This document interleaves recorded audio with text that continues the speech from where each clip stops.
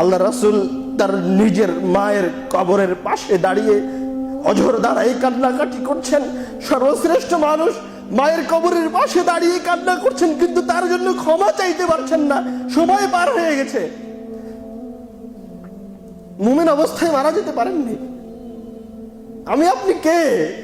কেন আমাদের এত দাপট, এত শক্তি? কেন? কে আপনাকে এত ক্ষমতা দিল? আপনি কি আল্লাহ রাসূলের চেয়ে বেশি বড়, বেশি শক্তিধর, বেশি ক্ষমতার অধিকারী? আপনি কেন মৃত্যুকে ভুলে গেলেন?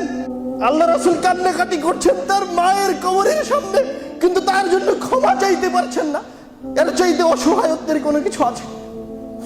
ওই জায়গায় আল্লাহ রাসূল সাল্লাল্লাহু আলাইহি ওয়াসাল্লাম পুরো উম্মাহকে একটা উপদেশ দিয়ে গেলেন, জুরুল কুবুরা, তোমরা কবর জিয়ারত করো, ফাইন্নাহা তুযাক্কিরুকুমুল মাউত, কেননা এই কবর তোমাদেরকে এই মৃত্যুর কথা স্মরণ করিয়ে দিবে।